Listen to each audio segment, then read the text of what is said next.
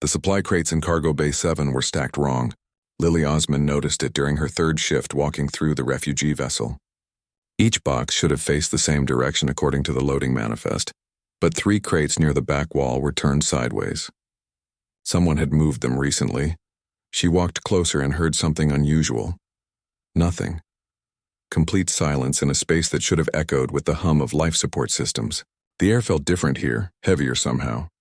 Behind the misaligned crates, a small figure crouched in the shadows. Lily stopped moving. Her training in refugee support told her to announce herself calmly, but something made her wait instead. The figure shifted, and she saw scales that shimmered between deep purple and midnight blue, a young dragon. The Drexilian species file in her memory told her they were called Drexilians, beings who spoke in musical frequencies and navigated their world through sound. This one made no sound at all. The dragon juvenile sat with their back pressed against the cold metal wall. Their head turned slightly, watching Lily without looking directly at her. The movements were careful, measured, like someone who had learned to be invisible. Lily had seen that kind of body language before. Her younger brother Daniel moved the same way when he was little, before he learned that being deaf did not mean being less. She took one small step forward. The dragon flinched but did not run. Their eyes were large and golden, tracking every movement Lily made. Those eyes held an intelligence that was impossible to miss. This was not a frightened animal. This was a child who understood far too much about being unwanted. Lily slowly sat down on the floor, keeping distance between them. She had learned long ago that sometimes the best way to communicate was to make yourself smaller, less threatening. The dragon watched her with intense focus. Footsteps approached from behind. Boren, the Kelthian medic, appeared in the doorway of the cargo bay. His forearms carried medical supplies, and his face showed the exhaustion that came from processing hundreds of refugees in a matter of days. "You found the broken one," Boren said, his voice matter-of-fact rather than cruel. He set down his supplies and looked at the dragon with what might have been pity. "Poor thing has been hiding here since we pulled them from the evacuation zone." "Broken?" Lily asked, though she already suspected the answer. "Deaf from hatching," Boren explained. "Drexilians are born speaking. Their entire culture revolves around harmonic communication. This one produces no sound, no flame speech, nothing. The elders on board say it was a mercy we found them at all. Most would have left them behind." Lily felt anger rise in her chest but pushed it down. Getting emotional would not help. "Has anyone tried to communicate with them?" Boren looked confused by the question. "How? They cannot hear." "Speaking louder does not help. We have tried the standard gestures for food and safety, but they just stare." He paused, then added more quietly. "The Draxilian adults refuse to acknowledge them. In their culture, those who cannot sing the ancient harmonies have no soul. They consider this one already dead." "They're not dead," Lily said firmly. "They're right here listening to every word we say, even if they can't hear it." The medic looked at her strangely. "You cannot know that," but Lily did know. She watched how the dragon's eyes moved from her mouth to Boren's mouth, trying to understand. She saw how their head tilted, not to hear better but to see better. She noticed how their claws tapped against the floor in patterns, feeling vibrations that others ignored. "What happens when we reach Gateway Station?" Lily asked. "Special facility for incompatible refugees," Boren said. "The dragon will be processed there." He did not say what they both knew. Those facilities were where beings went to be forgotten. After Boren left, Lily sat in silence with the dragon. The young one had not moved, still pressed against the wall as if trying to disappear into the metal itself. Lily thought about her brother Daniel, about the years before their family learned to sign, when he had been isolated in a world that expected him to hear. She thought about the first time someone had spoken to him in his own language, how his whole face had changed. She made a decision that felt both simple and terrifying. Lily raised her hands slowly, making sure the dragon could see them clearly. She touched her fingers to her chest, then pointed to herself, the sign for me in the language she had spoken since childhood. Then she pointed to the dragon and made the sign for you. The dragon's eyes locked onto her hands with an intensity that was almost painful to witness. They leaned forward slightly, no longer trying to hide. Lily repeated the gestures. Me, you. She added another sign, one that combined several movements to mean friend or safety or together. The Concepts were all connected in the language of hands. The dragon stared at her hands like they were the most important thing in the universe. Because maybe Lily thought they were. Maybe for someone who had never been spoken to in their entire life, hands that moved with intention were everything. She tried another sign, the one for name. She pointed to herself and finger-spelled Lily, knowing the dragon would not understand the letters but might understand the concept of individual identity. The dragon's breathing changed. Their scales shifted colors slightly, rippling with something that might have been hope or might have been fear. They raised one clawed hand slowly, hesitantly, and tried to copy the gesture Lily had made. The movement was rough and uncertain, but it was intentional. It was communication. Lily felt her heart beat faster. She smiled and nodded, then repeated the gesture more slowly. The dragon watched with absolute concentration. Their golden eyes never left Lily's hands. Around them, the ship hummed with activity. Refugees moved through corridors, speaking in dozens of languages. The Draxilian adults sang their musical speech in the common areas, filling the air with harmonies that this young one would never hear. But in Cargo Bay 7, in the quiet space behind misaligned supply crates, two beings who should not have been able to understand each other began to speak. One with hands that had learned language from a brother who could not hear. One with eyes that had learned to see everything the world tried to hide. It was a beginning that nobody else on the ship would have thought possible. But then again, nobody else had thought to try. Lily made another sign. This one was simple. Just one hand held up, palm forward. The universal gesture for wait, for I will stay, for you are not alone anymore. The dragon's scales shimmered, and for the first time since boarding the refugee vessel, the young one did not look away. 6 hours had passed in Cargo Bay 7, and Lily's hands ached from constant motion. The dragon, whom she had started calling Quinn after teaching them the sign for individual self, watched her with unwavering attention. Every gesture Lily made was studied, analyzed, and sometimes attempted with those clawed hands that were not designed for human sign language. Quinn's anatomy made certain signs impossible. Their fingers were longer, equipped with sharp claws, and they had a thumb-like digit that curved differently than human thumbs. But Quinn was adapting, creating variations that worked for their dragon hands while keeping the meaning intact. Lily found herself learning as much as teaching. She showed Quinn the sign for water by mimicking drinking. Quinn understood immediately and made the gesture back, but added something extra. The dragon's claws moved in a way that suggested flowing, the sensation of water moving past scales. It was beautiful and specific in a way that pure ASL was not. "You're not just learning," Lily said out loud, knowing Quinn could not hear but somehow feeling the need to speak anyway. "You're creating something new." Quinn tilted their head, watching her mouth form words they would never hear. Then the dragon did something unexpected. They reached out with one claw and gently touched Lily's throat, feeling the vibration of her speech. Quinn's eyes widened. They touched their own throat and tried to make sound. Nothing came out. Not even breath that could be heard. But Lily felt something through the deck plates under her feet. A low rumble so deep it was almost below perception. Quinn could not hear it themselves, but Lily felt it in her bones. "You do have a voice," Lily said softly, covering Quinn's claw with her hand. "It's just in a different register." She wished she could explain that concept in their limited shared vocabulary, but they did not have signs for frequency or vibration yet. Those would come later. For now, she focused on the basics: food, safe, danger, friend, sleep, pain. Quinn learned pain quickly. They signed it without prompting when Lily accidentally knocked her knee against a crate. The dragon had seen her wince and understood. That level of observation and empathy struck Lily deeply. Quinn had spent their whole life watching, reading every visual cue available because watching was the only way they could understand their world. A memory surfaced. Lily was 7 years old, sitting in a hospital waiting room while doctors tested her baby brother Daniel. Her mother had cried when they said he was profoundly deaf, but Lily remembered thinking that Daniel was not broken. He just needed a different way to talk. She had been right then, and she was right now. The door to Cargo Bay 7 slid open. A tall figure entered, moving with the precise grace of a Tellurian. Dr. Fenna Rose was the ship's xenolinguistics specialist, and her reputation for being brilliant was matched only by her reputation for being skeptical.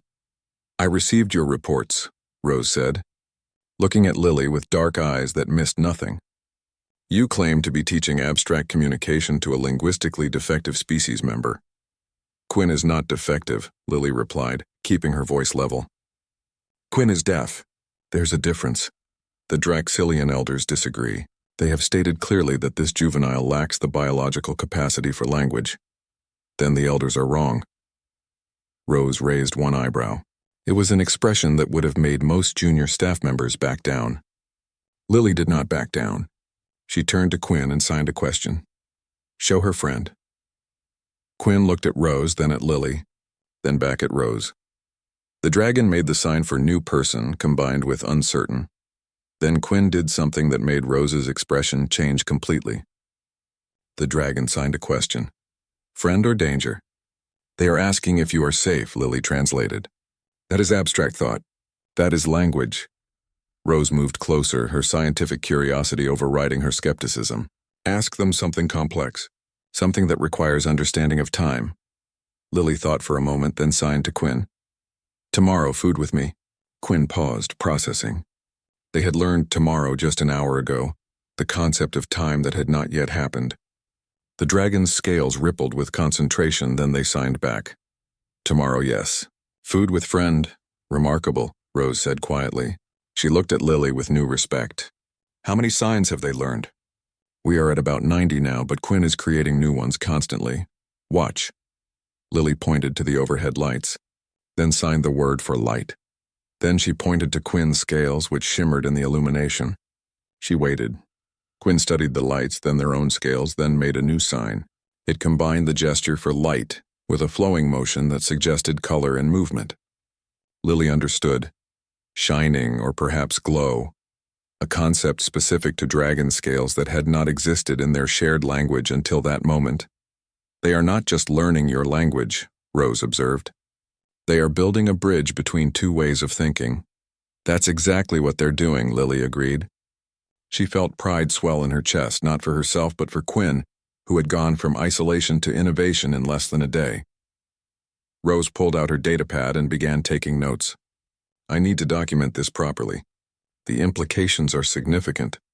If a supposedly linguistically defective being can acquire abstract communication this quickly, we need to reevaluate every similar case in the database. How many cases are there? Lily asked. Thousands, across hundreds of species, all classified as incompatible or defective. Rose looked at Quinn with something like apology. We may have been wrong about all of them. Quinn watched the exchange, not understanding the words, but clearly understanding the tone. The dragon signed to Lily. She is friend? Yes, Lily signed back. She is friend. She will help. But even as Lily made that promise, she felt worry gnaw at her. They were still 2 days away from Gateway Station. 2 days until the bureaucracy would decide Quinn's fate. 2 days until a system that did not recognize sign language as valid communication would process Quinn as defective and send them away. Rose seemed to read her thoughts. I will begin writing a formal report immediately. Perhaps if we can prove linguistic competency before arrival, we can challenge the placement decision. Will there be enough time? Lily asked. I don't know, Rose admitted. But we have to try. After Rose left, Lily sat with Quinn in the quiet space behind the supply crates. The dragon leaned against her side, careful not to press too hard with their scaled weight. It was a gesture of trust that made Lily's throat tight. She taught Quinn a new sign, one that combined several concepts into a single, crucial meaning. The sign for promise. She made it carefully, then pointed to Quinn and to herself together. I promise, she signed. I will not leave you. Quinn watched her hands, then looked into her eyes with an expression that transcended species. The dragon signed back, copying the gesture perfectly. Promise, Quinn signed. Not alone. In that moment, Lily realized that language was not just about communication. It was about connection. It was about telling someone that they mattered, that they were seen, that they existed in someone else's world. Quinn had been invisible for their entire life, dismissed as broken by their own kind. Not anymore. Now Quinn had words. Now Quinn had a voice, even if it was silent. Now Quinn had someone who listened with more than ears. The ship's lights dimmed slightly, signaling the approach of rest cycle. Lily showed Quinn the sign for sleep, and pointed to a makeshift bed she had created from cargo padding. Quinn looked at the bed, then at Lily, then signed a question. "You stay?" "I stay," Lily signed back. "I stay tonight." "I stay tomorrow." "I stay." Quinn's scales shifted to a softer purple, a color that Lily was learning meant contentment. The dragon curled up on the padding but kept one eye open, watching to make sure Lily did not disappear. Lily settled against a crate, her data pad in her lap, beginning to write her own report. She had no official training in dragon psychology or xenolinguistics theory. She was just a volunteer communications worker who happened to know sign language. But she understood something that all the experts had missed. Connection did not require words. It required willingness, and Quinn had been willing to connect from the very first moment Lily had raised her hands to speak. Tomorrow would bring new challenges. But tonight in Cargo Bay 7, a human and a dragon shared a language that had not existed yesterday. They shared understanding across a gap that everyone else had declared unbridgeable. That was enough. For now it was enough. Gateway Station hung in the viewport like a promise or a threat, depending on who was looking. Lily stood in the observation deck with Quinn beside her, watching the massive structure grow larger as their vessel approached. 24 hours remained before docking. 24 hours before the system would decide where Quinn belonged. Quinn pressed their snout against the transparent barrier, breath fogging the surface. The dragon signed without looking away from the station. "Big. Many people?" "Yes," Lily signed back. "Many different species. Many homes. Our home?" Quinn asked, combining the signs for "you and me" with "staying place." Lily's heart twisted. She could not lie to Quinn, not after everything they had built together. "I don't know yet. We are trying." Quinn turned to look at her directly. The dragon's golden eyes held too much understanding for someone so young. "They want to separate us," Quinn signed. "It was not a question." "Yes," Lily admitted. "Because I am broken?" "No," Lily signed forcefully, making the gesture big enough to be almost angry. "You are not broken. Never broken. They don't understand yet. But they will learn." Quinn's scales rippled with colors that Lily had learned to read like emotions. Dark blue meant worry. Purple meant calm. Red meant fear. Right now, Quinn's scales shifted between all three, unable to settle on one feeling. Lily's datapad chimed. A message from Dr. Rose requesting immediate meeting in the conference room. Lily looked at Quinn and signed, "I need to go talk to the friend who helps us." "You wait here?" Quinn hesitated, then signed, "You come back?" "Always," Lily signed. "Promise." "Remember?" Quinn made the sign for promise in return, holding it for a long moment before releasing Lily's hand. The conference room was small and functional, with a table designed to accommodate various body types from different species. Dr. Rose sat on one side, her datapad displaying charts and documentation. Across from her sat Captain Dret, the Vorlan commander of the refugee vessel, his face showing the exhaustion of someone who had made too many difficult decisions lately. "Please sit," Dret said, gesturing to a chair. His voice was not unkind, but it was not hopeful either. Lily sat, her stomach tight with anxiety. Rose spoke first. "I have completed my preliminary report on Quinn's language acquisition. The results are extraordinary. In 3 days, they have learned over 300 signs and can construct complex sentences involving abstract concepts like time, emotion, and hypothetical situations."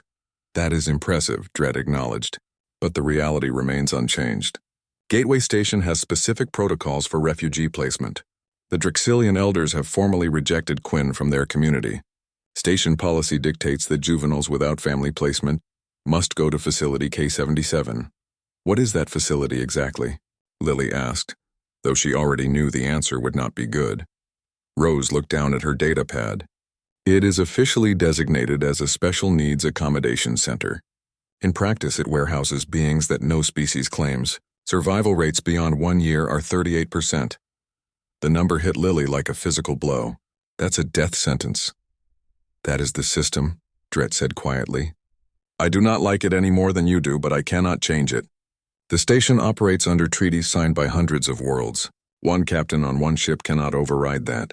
"What about human custody?" Lily asked. "Can I claim Quinn under human cultural exchange protocols?" "I checked," Rose said gently. "The request was already formally denied.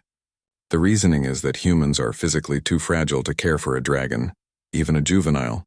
Quinn will grow to be much larger and stronger. The station's child welfare algorithms calculated an unacceptable risk. That's absurd, Lily said, her voice rising. Quinn would never hurt me. We communicate. We understand each other. I believe you, Dret said. But belief does not change regulations. Lily felt tears threaten but pushed them back. Crying would not help Quinn. There has to be another option. There is one possibility, Rose said slowly. If a biological family member claims Quinn, that overrides all other protocols. But the Draxilian elders have made their position clear. To them, Quinn is not family. They do not recognize someone who cannot sing the harmonies as having a soul. That's not biology. That's prejudice, Lily said. Unfortunately, we cannot legislate cultural beliefs, Dret replied, even when those beliefs are harmful. Lily stood up, pacing the small room. Quinn asked me today if they were broken. A child who 3 days ago had no language is now sophisticated enough to understand self-worth and ask if they are defective. That should tell you everything about their capacity. It tells me that you are an excellent teacher, Rose said, and that Quinn is an exceptional student. But it does not change the legal situation. Then we change the legal situation, Lily said. We make noise. We go public. We force Gateway Station to see what they're doing. That takes time, Dret warned. Time we do not have. We dock in 24 hours. Lily's datapad chimed again. A message from Boren the medic marked urgent. She opened it and felt the floor drop from under her feet. What is it? Rose asked, seeing her expression. Boren ran deep scans on Quinn for the medical file. Lily said, her voice barely above a whisper. Quinn is not genetically defective. There was damage to the egg before hatching, from a spatial anomaly fragment. Quinn is a completely healthy dragon who happens to be deaf. Everything else about them is normal. Their intelligence, their emotional capacity, their physical development, all normal. The room fell silent. The implications hung in the air like a weight. The Draxilian elders abandoned a healthy child because of an injury, Rose said quietly. Not because of any true defect. Does this change anything legally? Lily asked, desperate for hope. No, Dret said, and the word fell like a stone. Deaf still qualifies as special needs. The placement decision stands. Lily looked at the medical report again, seeing the detailed scans of Quinn's brain structure, bone density, and organ function. Everything was perfect except for the damaged auditory system. Quinn could have thrived in Draxilian society with support and accommodation, but their culture had decided that different meant disposable. I need to tell Quinn, Lily said. They deserve to know the truth. Will that help? Dret asked. It will help them understand that there is nothing wrong with them, Lily replied, that the problem is not inside them. It is in the system that cannot see their value. She left the conference room and walked back to the observation deck. Quinn was still there, watching the station grow closer. The dragon turned when Lily approached, and their scales immediately shifted to darker colors, reading her distress. Bad news? Quinn signed. Lily sat down beside them. She spent a long time thinking about how to explain everything in their still limited shared language. Finally, she began to sign. You asked if you were broken. Lily signed slowly. The answer is no. You are perfect. Your ears don't work, but everything else about you is strong and good and right. Quinn watched her hands with complete attention. Your family left you because they could not hear your voice. Lily continued. But that is their failure, not yours. You have a voice. I hear it every time you sign, every time you create new words, every time you show me how you understand the world. But they will separate us, Quinn signed, because I am different. Yes, Lily admitted. Not because you are less. Because the system is broken, not you. Quinn processed this for a long moment. Then the dragon signed something that made Lily's vision blur with tears. You are my family. Quinn signed. Choice, not birth. You chose me. That makes us family. Lily pulled Quinn close, careful of the scales and the claws, and held the dragon while her tears fell silently.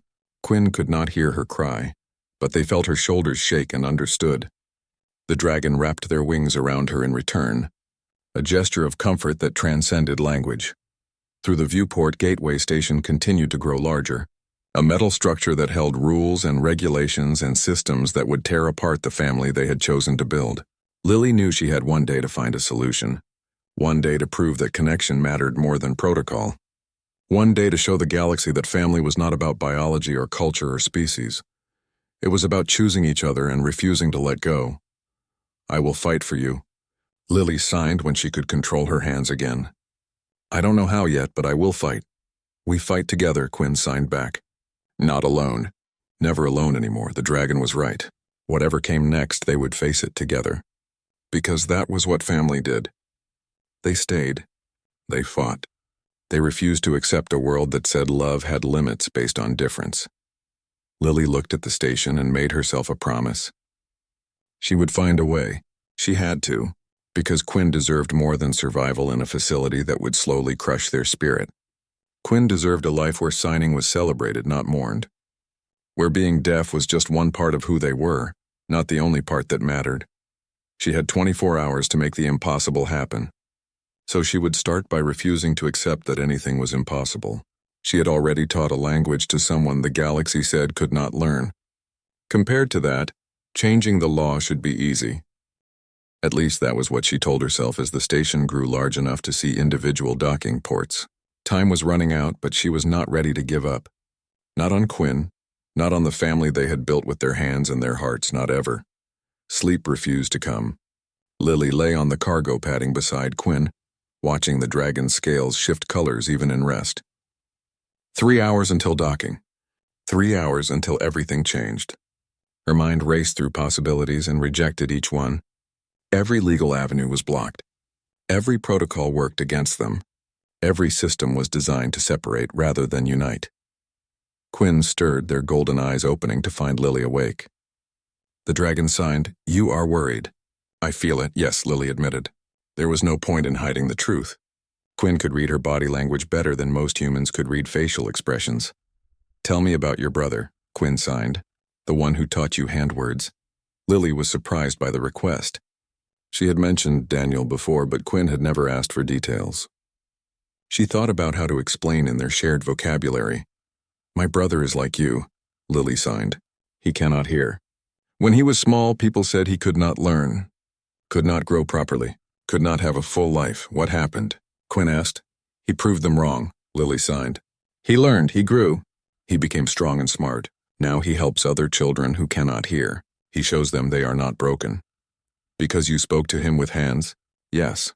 And because our family chose to learn his language instead of forcing him to be something he was not." Quinn's scales shifted to a thoughtful purple. "Your family saw him. My family did not see me."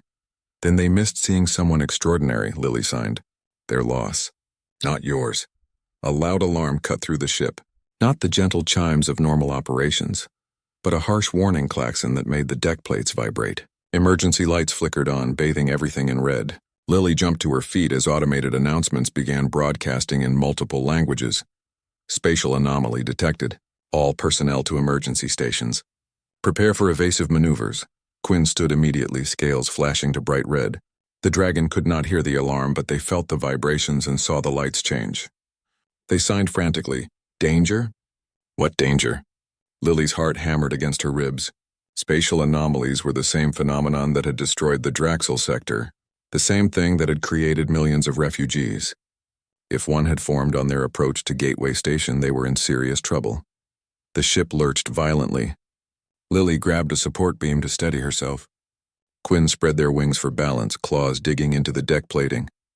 Through the cargo bay walls, they could hear the groan of stressed metal, the hiss of emergency seals activating, the thunder of crew members running to their stations. Another lurch, harder this time. Supply crates began to slide across the floor. One tipped and crashed, spilling its contents.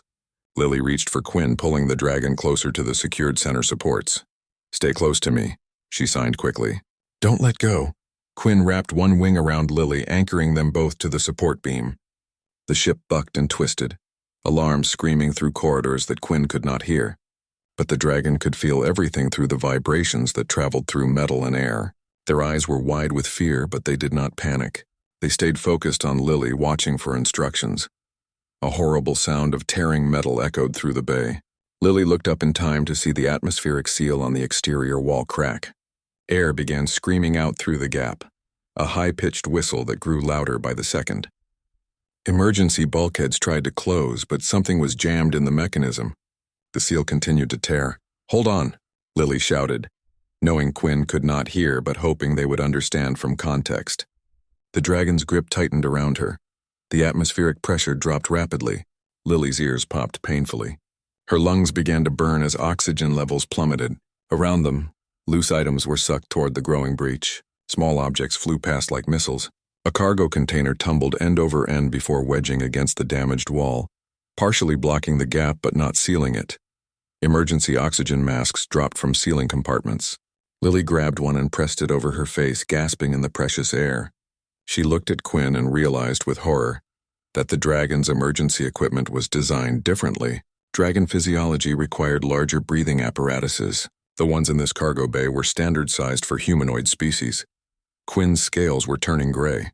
The dragon was suffocating. Lily made a split-second decision that her logical mind would have called insane. She pulled the oxygen mask from her own face and stretched the elastic to fit over Quinn's snout. It was not designed for dragons and did not seal properly, but some oxygen reached Quinn's lungs. The dragon's scales regained a hint of color, but now Lily had no air. Her vision began to tunnel. Her head felt light and strange. She clung to the support beam with weakening hands, watching Quinn through increasingly blurry sight. The dragon's eyes went wide with understanding and fear. Quinn tried to remove the mask to give it back, but Lily held it in place with the last of her strength. She signed with her free hand, movements clumsy and slow. "You matter. Not broken. You are seen." The words were not quite right, her oxygen-starved brain struggling to form proper signs, but Quinn understood. The dragon made a sound that Lily felt rather than heard, a deep vibration that shook through her bones. It was grief and rage and desperate love all combined into one wordless cry. Quinn's scales flashed brilliant red. The dragon released the support beam and spread their wings. Without the ability to hear, Quinn relied entirely on other senses. They felt the air currents, felt the direction of the breach, felt where the emergency teams would need to focus repairs. And in that moment of crisis, Quinn did something no one expected from a deaf dragon. They flew. Quinn launched themselves toward the breach, angling their body to catch the rushing air current. Their wings spread wide, creating a living seal over the damaged section of wall. The dragon's weight and surface area slowed the atmospheric loss significantly. Emergency foam began spraying from automated systems, hardening around Quinn's body and the damaged section of hull. Rescue teams burst into the cargo bay wearing full environmental suits. They saw the breach, saw the dragon wedged against it, saw Lily collapsed on the floor without oxygen. 2 medics grabbed Lily and fitted her with an emergency breather. Others worked to secure the breach fully now that Quinn had bought them precious seconds. Bourne pushed through the crowd, his 4 arms carrying medical equipment. He checked Lily's vital signs while she coughed and gasped, her lungs burning as they refilled with oxygen. "The dragon," Lily croaked. "Save Quinn." "The dragon saved you," Bourne corrected. "Sealed the breach. No dragon is supposed to be able to fly in 0G with manual navigation only, yet this one did." Through her clearing vision, Lily saw Quinn being carefully extracted from the hardened emergency foam. The dragon's scales were covered in the substance and they looked exhausted, but they were breathing. As soon as Quinn was free, they pushed past the rescue workers and stumbled to Lily's side. "You gave me air," Quinn signed, their movements shaky but clear. "You chose me over yourself." "Family," Lily signed back. "That is what family does." Captain Dredd appeared in the damaged cargo bay, surveying the scene with experienced eyes. He looked at the breach, at the emergency foam, at Quinn, and at Lily. Something shifted in his expression. The dragon sealed a hull breach in conditions that would have incapacitated most trained crew members. He said slowly, "That shows exceptional judgment and courage." "Quinn is exceptional in every way," Lily replied, her voice raw. "That is what I have been trying to tell everyone." "I see that now," Dredd admitted. "But I still do not have the authority to override Gateway Station protocols." "I am sorry." Lily wanted to scream, to rage at the unfairness of a universe where saving lives still did not make Quinn worthy of a home. But her oxygen-deprived body would not cooperate. She simply held Quinn close and tried not to cry. They had survived the spatial anomaly. The ship was damaged but functional. In 1 hour they would dock at Gateway Station, and then the real fight would begin, because surviving disaster was not enough to change the law. Nothing was ever enough. I do not want to go to the facility, Quinn signed quietly. I want to stay with you. I know, Lily signed back. I want that too. Will wanting it make it happen? Lily hesitated, then signed the truth. I don't know, but I will try until there is no trying left. Quinn leaned against her and they sat together in the damaged cargo bay, while repair crews worked around them. Outside the ship, Gateway Station waited with its rules and its systems and its facilities designed for beings that no one wanted. Inside the bay, a human and a dragon held on to each other and refused to let the galaxy's indifference break what they had built. The ship's engines began the final approach sequence. Automated voices announced docking procedures in languages that Quinn could not hear. But the dragon felt the vibrations change, felt the ship's trajectory shift, and knew without being told that time had run out. We are here, Quinn signed. It was not a question. Yes, Lily confirmed. We are here. Then we fight, Quinn signed with determination that no 8-year-old should have to possess. Together, like family. Lily touched her forehead to Quinn's scaled snout, a gesture of affection and solidarity. Together, like family, no matter what comes next. The ship shuddered as docking clamps engaged. Through the damaged wall, now reinforced with emergency plating, Lily could see Gateway Station's massive bulk. Somewhere in that structure was a facility labeled K-77. Somewhere in that facility was a place where hope went to die. She would not let Quinn go there. She could not. Even if it meant breaking every rule, violating every protocol, and fighting every system designed to separate them. Quinn had chosen to save her life at risk of their own. Now it was her turn to save Quinn's life, not from physical danger, but from a future of isolation and slow erosion of spirit. The docking process completed. Captain Drett's voice came over the ship-wide communication system, announcing arrival and instructing all refugees to prepare for processing. Lily stood on shaking legs and took Quinn's claw in her hand. Ready? She signed. Quinn's scale shifted through several colors before settling on a determined purple-red combination that Lily had learned meant afraid, but refusing to run. Ready? Quinn signed back. Together, they walked toward whatever future the galaxy had waiting for them. Processing on Gateway Station moved like a machine designed to sort beings into categories without seeing them as individuals. Lily kept Quinn close as they moved through corridors filled with refugees from dozens of species, all waiting for someone to tell them where they belonged. The dragon's scales shifted constantly, reacting to the overwhelming presence of so many unfamiliar beings. A Tellurian official directed them to Processing Station 47. The official barely looked at them, simply scanned their identity tags and waved them toward a waiting area. Lily could see other Draxilians in the crowd, adults who deliberately turned away when they saw Quinn. Their rejection was silent but absolute. Quinn noticed too. The dragon's scales darkened to deep blue. They still do not see me, Quinn signed. I see you, Lily signed back. That matters more than all of them. A voice called Lily's name. She turned to see Grace Okonkwo pushing through the crowd. The human pilot who had saved Quinn during the evacuation looked as tired as Lily felt, but her eyes were sharp and focused. I heard what happened during the anomaly, Grace said without preamble. Heard the dragon sealed a breach. That true? Quinn saved the ship, Lily confirmed. Saved me? Grace looked at Quinn with new respect. Smart kid. Brave too. She turned back to Lily.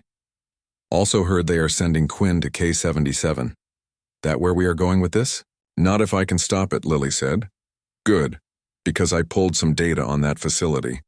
62% of beings sent there die within 18 months. Not from direct harm, just from isolation, neglect, and losing the will to keep existing.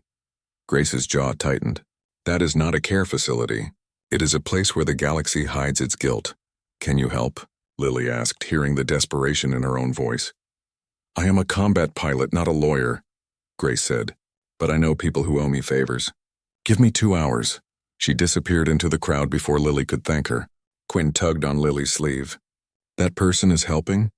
Trying to, Lily signed. Many people want to help. The system makes it hard. They were called to a private meeting room where Dr. Rose waited with a stack of documentation. The Tellurian scientist looked exhausted but determined. I submitted my complete research to the station's administrative review board, Rose explained. I documented Quinn's language acquisition, cognitive development, and emotional intelligence. I argued that Quinn meets all criteria for independent sapience and therefore should not be classified as special needs. What did they say? Lily asked. They acknowledged the research but stated that deafness still qualifies as a significant disability requiring specialized accommodation. The Draxilian community refuses to provide that accommodation. Therefore, facility placement remains the recommended option. Rose's frustration was clear in her voice. They are using Quinn's difference as justification for abandonment. Quinn watched their conversation, following the back and forth even without hearing the words. The dragon signed to Lily. They talk about me? Yes, Lily signed honestly. They try to help, but the rules are very strong. Stronger than us?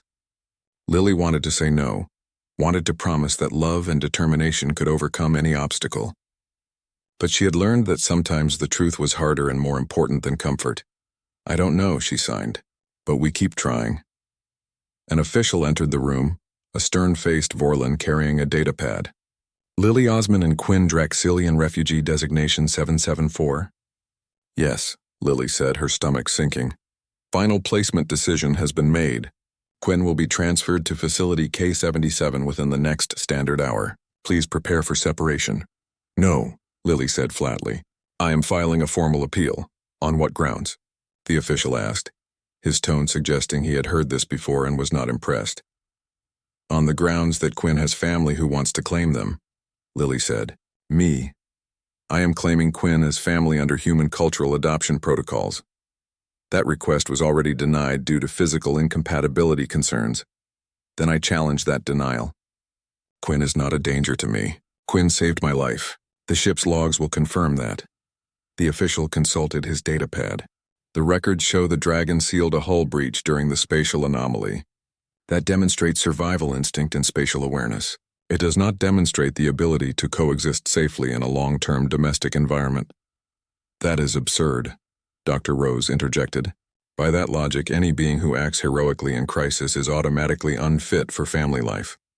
The regulations are clear, the official replied. Dragons grow substantially larger and stronger as they mature.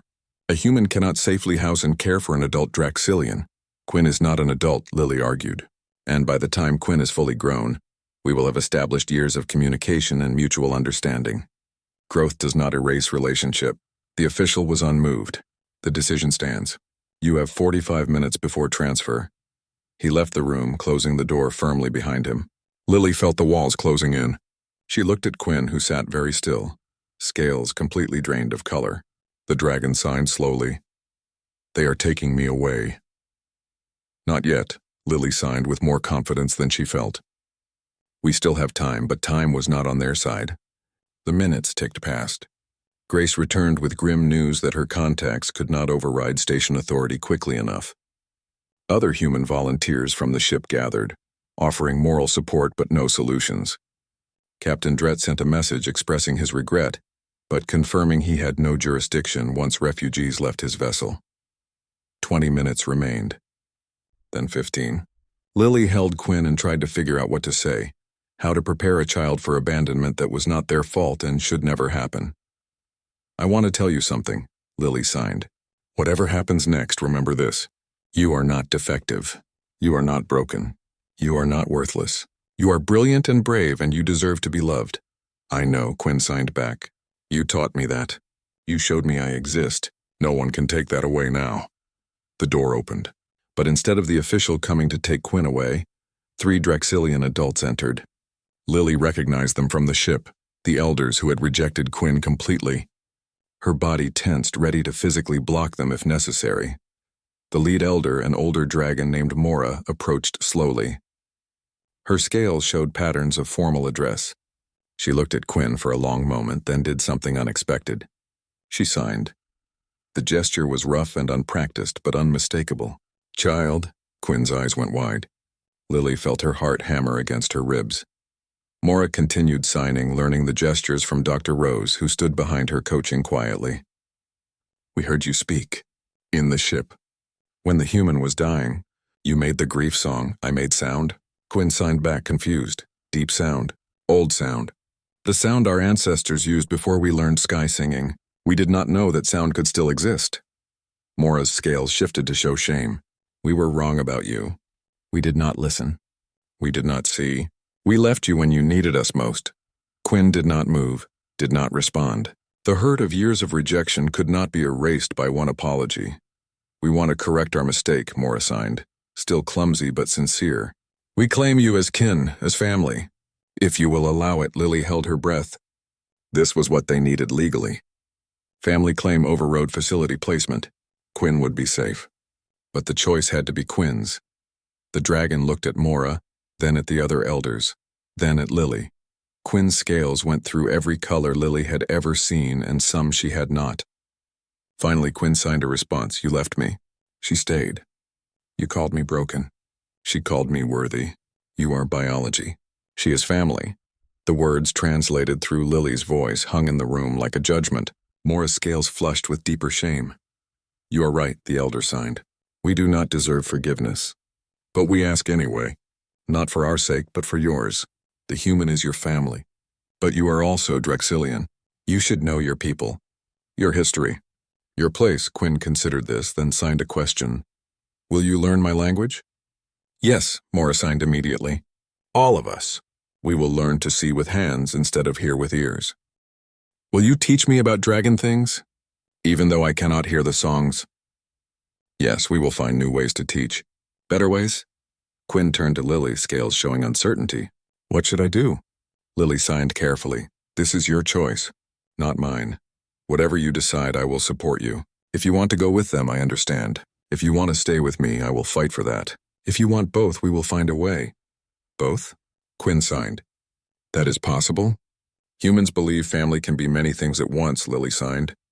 You can be Drexilian and also be mine. You can have dragon family and human family. Identity is not a single choice. Quinn thought about this, scales rippling with processing thoughts. Then the dragon signed to Mora. I will try. But Lily comes too. She is my family first. You are family second. You must accept that. Mora looked at Lily, then back at Quinn. She signed, We accept. The human who saw you when we were blind has earned place in our kinship. The official returned, ready to process transfer to facility K-77 instead.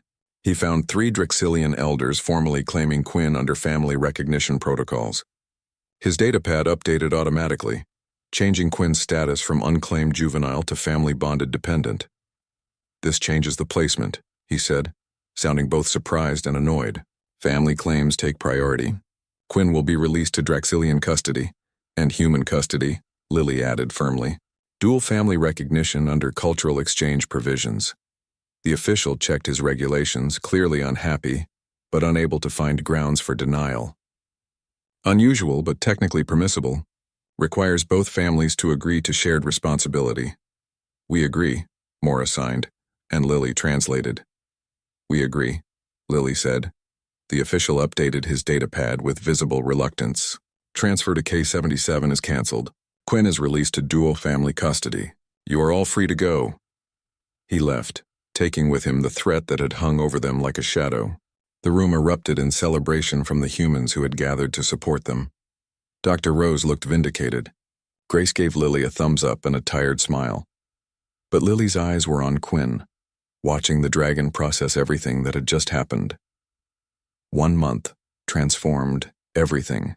Quinn stood at the front of a classroom on Gateway Station, demonstrating signs to a group of students who would have been labeled impossible just weeks ago.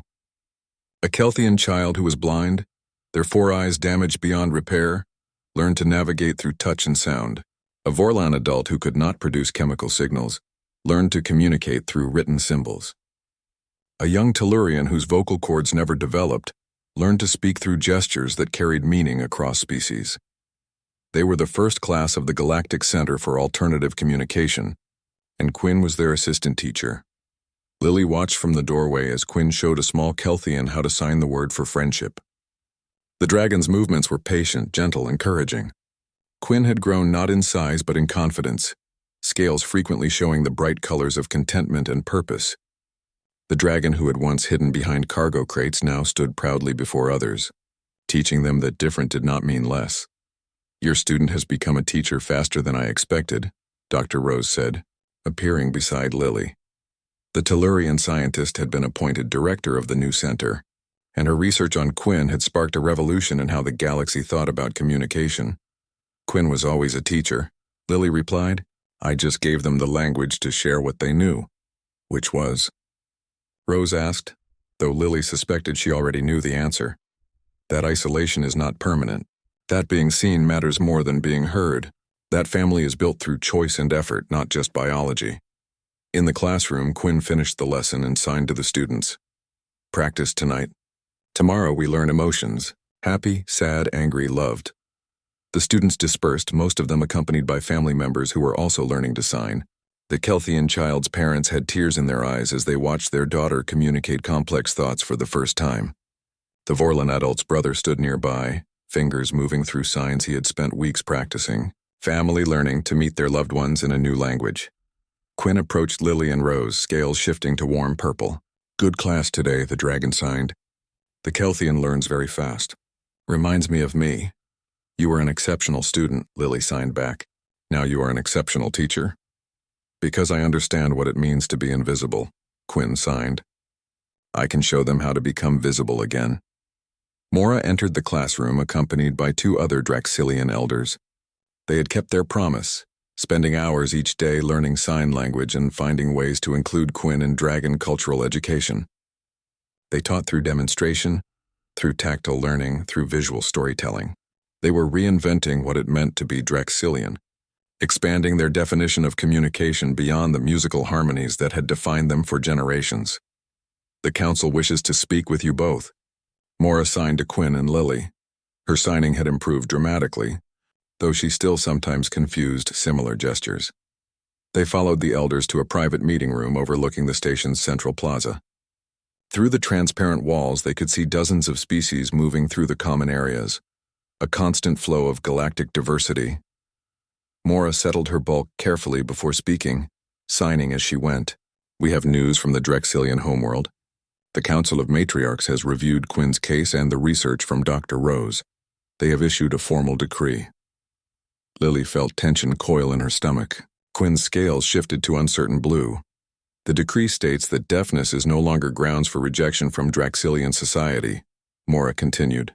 All dragon children, regardless of their ability to produce or hear traditional harmonics, must be given full education and support. Sign language will be taught in all dragon schools. Quinn's name will be recorded in the historical archives as the one who expanded our understanding of communication. Quinn's scales flashed through rapid color changes, processing the magnitude of what had been said. The dragon signed slowly. I am in history? Me? You changed our entire culture, Mora signed. You showed us that we were deaf to our own people. You and Lily together proved that true communication requires willingness to learn, not just ability to hear. There is more, another elder added. The matriarchs request that Quinn return to the homeworld to help establish the first school for deaf dragon children. There are others like you who have been living in isolation. You could teach them. Give them what Lily gave you. Quinn turned to Lily, scales showing a mix of pride and worry. They want me to go home, to help others. Lily felt her heart crack and swell at the same time. This was what success looked like. Quinn growing beyond needing her, finding purpose in helping others. But it also meant separation, distance, the inevitable evolution of their relationship as Quinn's world expanded. What do you want? Lily signed, pushing her own feelings aside. Quinn thought for a long moment. I want to help the others. I remember what it was like to be alone. I don't want other dragons to feel that way, but I also want to stay with you. You can do both, Lily signed. Not at the same time, not in the same place, but family does not require constant presence. Family requires constant commitment. I commit to you whether you are here or on the homeworld. That does not change. You will visit? Quinn asked.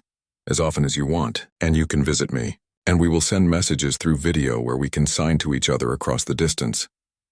Lily paused, then added, I will miss you terribly, but I will be proud of you more. Quinn's scales shifted to a color Lily had never seen before, a shimmering gold that seemed to glow from within. You gave me words. Now I will give words to others.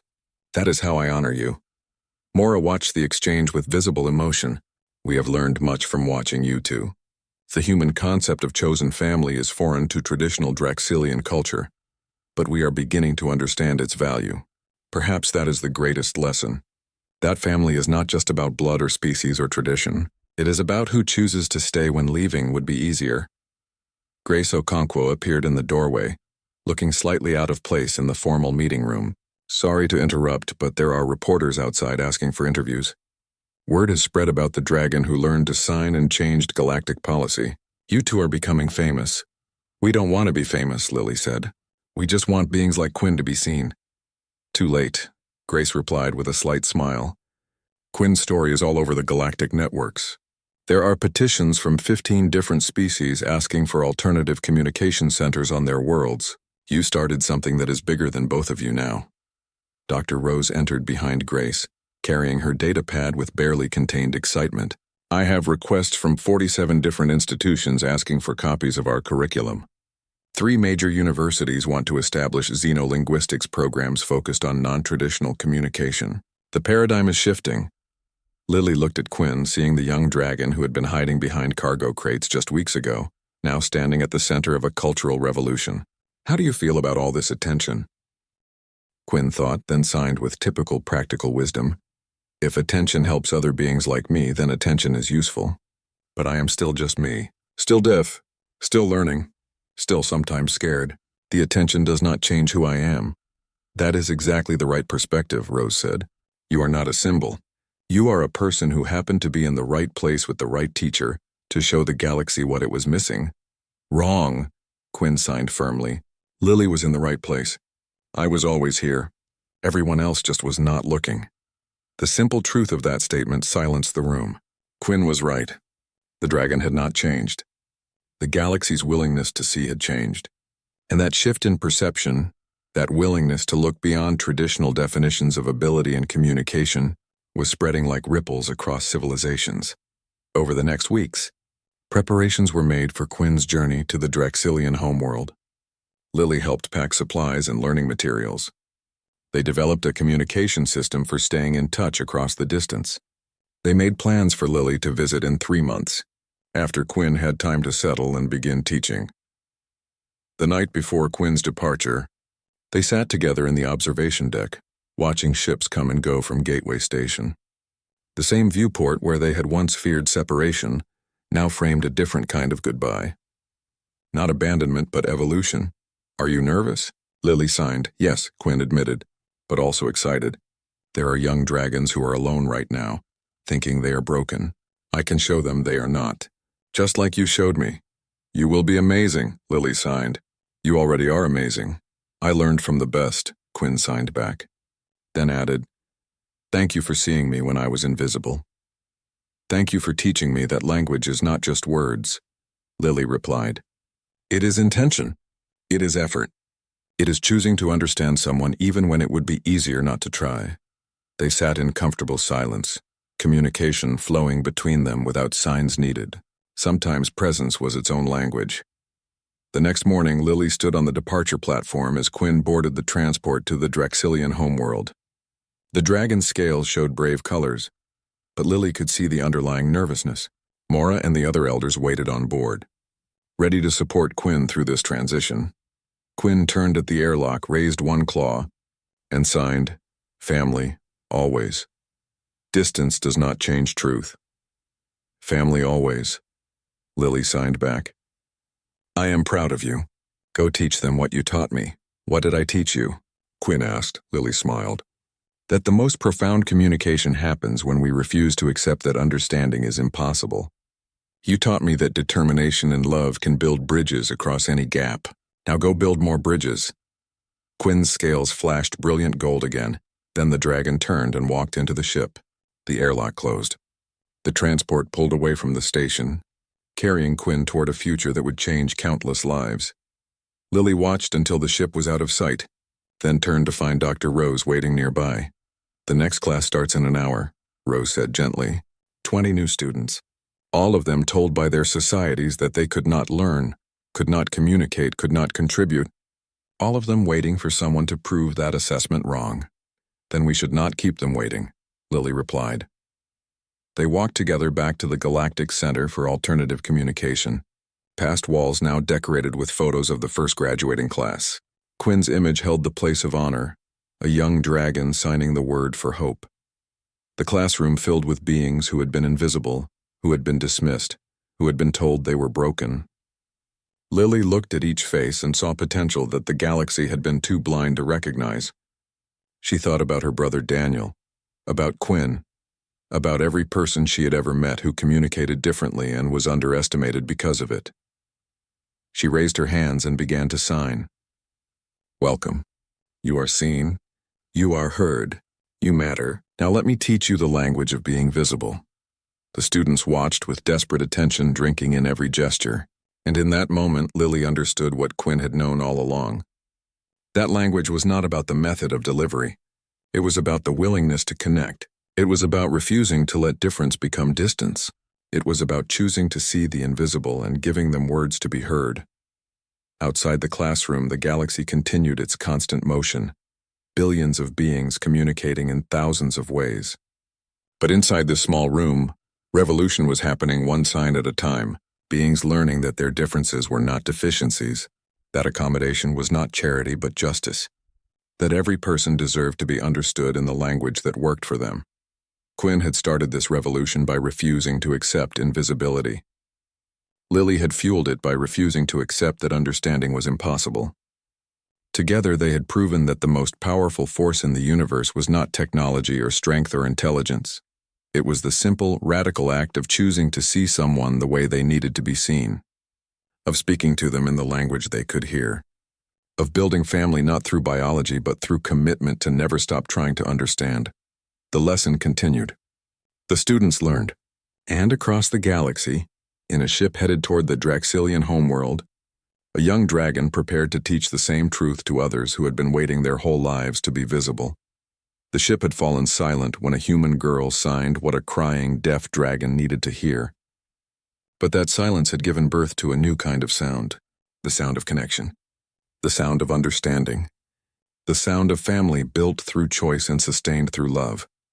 And that sound, though it could not be heard with ears, echoed farther and lasted longer than any song ever sung.